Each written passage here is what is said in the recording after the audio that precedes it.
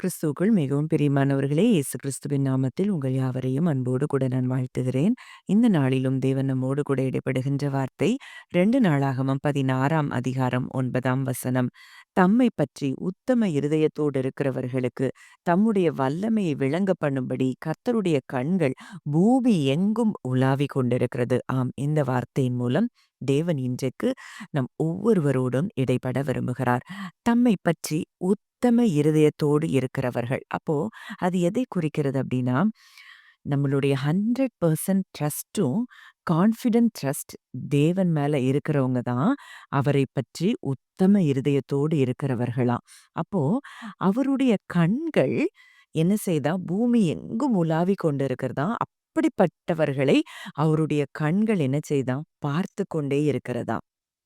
ஏன் அப்படின்னா, அப்படி உண்மையா அவர் மேல 100% ட்ரஸ்ட் வச்சிருக்கிறவங்களுக்கு, அவருடைய வல்லமையை அவர்கள் வாழ்க்கையில் வெளிப்படுத்தும்படியாக கர்த்தருடைய கண்கள் பூமி எங்கும் உலாவிக் கொண்டிருக்கிறது அப்படின்னு சொல்லி இந்த வார்த்தை சொல்லுகிறத பார்க்கிறோம். அப்போ இன்றைக்கு உங்க நம்பிக்கை யார் மேல இருக்குது? எது மேல இருக்குது?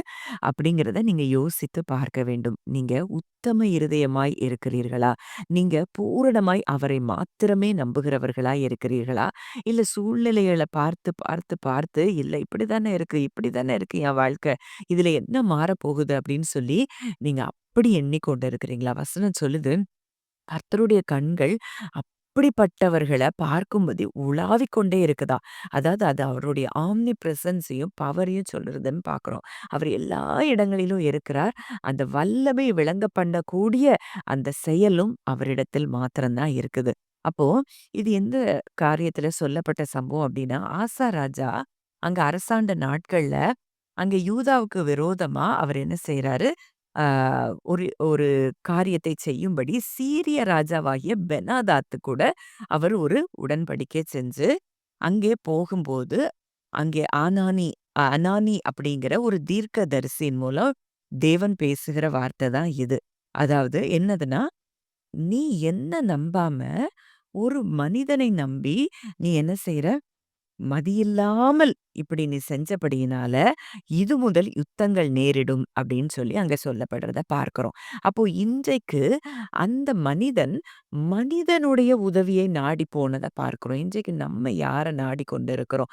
மனிதர்களையே டிபெண்ட் பண்ணி வாழ்ந்து, வாழ்ந்து, வாழ்ந்து நம்முடைய வாழ்க்கை எல்லாம் எப்படி இருக்குது?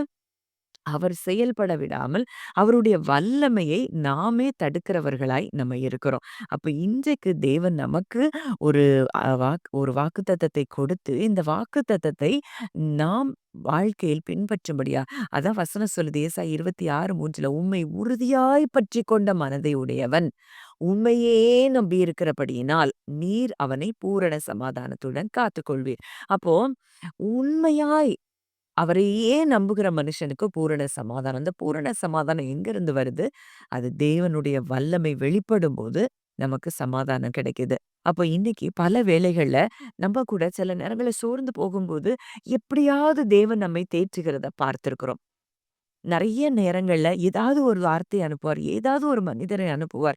என் பிள்ளை சோர்ந்து போயிருக்காங்கிறது அவருக்கு அறிந்து ஏன்னா அவருடைய கண்கள் உலாவிக் கொண்டே இருக்கிறபடியினால, இன்னைக்கும் அவர் உங்கள் சோர்வுகளை அவர் அறிந்திருக்கிறார். உங்களை உற்று நோக்கி கவனித்துக் கொண்டிருக்கிறார். அப்படிங்கிறத நீங்க அறிந்தீங்கன்னா, நீங்க பயப்பட தேவையில்லை. எந்த விஷயத்திலயும், எந்த சூழ்நிலையிலும் அவருடைய கண்கள் உங்க மேல நோக்கமா இருக்கிறது அப்படின்னு சொல்லி நம்ம பார்க்கிறோம். சங்கீதம் 34:15 அதுதான் பார்க்கிறோம். கர்த்தருடைய கண்கள் நீதிமான்கள் மேல் நோக்கமாயிருக்கிறது. அவருடைய செவிகள் அவர்கள் கூப்பிடுதலுக்கு திறந்திருக்கிறது. கர்த்தருடைய கண்கள் எப்படி இருக்குதாம்?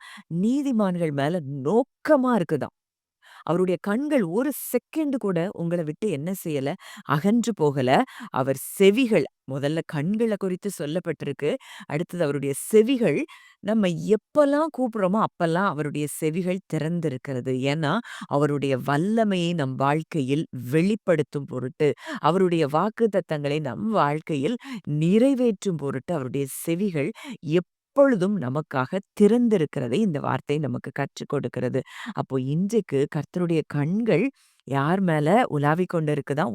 உத்தம இருதயத்தோடு இருக்கிறவர்களுக்கு மேல அவருடைய கண்கள் உலாவிக் கொண்டே இருக்கிறதா. அடுத்ததா பார்த்தோம், கர்த்தருடைய கண்கள் நீதிமான்கள். அவருடைய இரத்தத்தினால் இன்றைக்கு நாம் கழுவப்பட்ட நீதிமான்கள் என்று சொல்லி பார்க்கிறோம். நிச்சயமா நம்ம ஒவ்வொருவர் மேலயும் அவருடைய கண்கள் நோக்கமா இருக்கிறது. அவருடைய செவிகள் நமக்கு திறந்திருக்கிறது. அவருக்கு திறந்திருக்கிறது அப்படின்னு சொல்லி பார்க்கிறோம். அப்போ நம்ம வேண்டுதலுக்கு அவருடைய செவிகள் திறந்திருக்குது. நம்ம எதை குறித்து பயப்படணும்? இன்னைக்கு நீங்க எதுக்கெல்லாம் ஜெபித்துக் கொண்டு இருக்கிறீங்களோ, அத்தனையும் அவர் கேட்டு விட்டார். உங்களுக்கான பதிலை அவர் கொடுத்து விட்டார் என்பதை நீங்கள் விசுவாசியுங்கள். உங்களுக்காக அவர் தம்முடைய வல்லமையை வெளிப்படுத்தத் தொடங்கிவிட்டார் என்று விசுவாசியுங்கள். கர்த்தர் நிச்சயம் உங்க வாழ்க்கையில பெரிய காரியங்களை செய்வார். அதுக்கு உதாரணமா ஒரே ஒரு சம்பவத்த சொல்லணும்னா, தாவீது கோலியாத் அந்த அந்த யுத்தத்தின் அப்போ, அந்த கோலியாத்துக்கு எதிரான யுத்தத்தின் அப்போ தாவீது சொல்றாரு, கர்த்தர் பட்டயத்தினாலும், ஈட்டியினாலும் ரட்சிக்கிறவர் அல்ல என்று இந்த ஜனக்கூட்டம் எல்லாம் அறிந்து கொள்ளும். யுத்தம் கர்த்தருடையது. அவர் உங்களை எங்கள் கையில் ஒப்புக்கொடுப்பார் அப்படின்னு சொல்லி, அந்த தாவீதுக்கு எப்படி அவனுடைய இருதயம் உத்தம இருதயமா இருந்தது அப்படிங்கிறத பார்க்கிறோம். அவருக்கு பட்டயமும் தேவையில்ல, ஈட்டியும் தேவையில்ல. அப்படிங்கிறத இந்த ஜனங்கள் எல்லாரும் அறிந்து கொள்வாங்க. இந்த யுத்தம் கர்த்தருடையது. இன்னைக்கு நீங்க எந்த யுத்தத்துக்குள்ள இருக்கிறேன்னு சொல்லி நீங்க நினைக்கிறீங்களோ, அந்த யுத்தத்த அவர் உங்களுக்காக செய்து முடிப்பார். ஒண்ணே ஒண்ணு அவர் எனக்காக என் மேல் அவர் கண்கள் பதிக்கப்பட்டிருக்கிறது. அவர் என் சார்பில் எனக்காக யுத்தம் செய்கிறார். அப்படிங்கிற எண்ணங்கள் மாத்திரம் இருந்தா போதும். நிச்சயமாய் ஜெயம் உங்களுக்குத்தான். அன்றைக்கு அத்தனை பெரிய கோலியாத்த தாவீது எவ்வளோ எளிதாய் வென்றத நம்ம பார்க்கிறோம். அப்போ இன்றைக்கு நமக்காக தேவன் செயல்படுகிறார். அவருடைய கண்கள் நம்ம மேல இருக்குது. அவருடைய செவிகள் எப்பொழுதும் நம் கூப்பிடுதலுக்கு திறந்திருக்கிறது என்பதை அறிந்து கொள்வீர்களானால் நிச்சயம் ஜெயம் உங்களுக்குத்தான். ஜெபிக்கலாம். நல்ல தகப்பனே, நன்றியோடு உம்மை துதிக்கிறோம், ஸ்தோத்தரிக்கிறோம் அப்பா. இந்த அருமையான நாளிலும் எங்களோடு கூட இடைப்பட்ட உம்முடைய வார்த்தைக்காக நன்றி செலுத்துகிறோம். அப்பா, உம்முடைய கண்கள் எங்க மேல பதிக்கப்பட்டிருக்கிறபடியினால் நன்றி செலுத்துகிறோம் தகப்பனே. அப்பா, இன்றைக்கு எங்களோடு இடைப்பட்ட உம்முடைய வார்த்தைக்காக நன்றி செலுத்துகிறோம். யுத்தம் கர்த்தருடையதுன்னு சொல்லிட்டீங்கப்பா. நீங்க எங்களுக்காக யுத்தம் பண்றீங்க. ஜெயத்தை எங்களுக்காக தர்றீங்கப்பா. எங்கள் முழு ஆண்டவரே, அப்பா, அப்பா நம்பிக்கையும் நாங்க இன்றைக்கு உங்க மேல வைக்க கர்த்தர் கிருபை தந்ததற்காய் நன்றி செலுத்துகிறோம். பெரிய ஜெயங்களை இனி வாழ்க்கையில நாங்கள் ஒவ்வொருவரும் காணப்போகிறோம் என்ற நிச்சயத்தோடு உமக்கு நாங்கள் நன்றி செலுத்துகிறோம் தகப்பனே. உம்முடைய வல்லமையை நீர் எங்கள் வாழ்க்கையில் விளங்க பண்ணினபடியினால் நன்றி செலுத்துகிறோம். இயேசுவின் மூலம் கேட்கிறோம் ஜீவனுள்ள நல்ல பிதாவே. ஆமென்.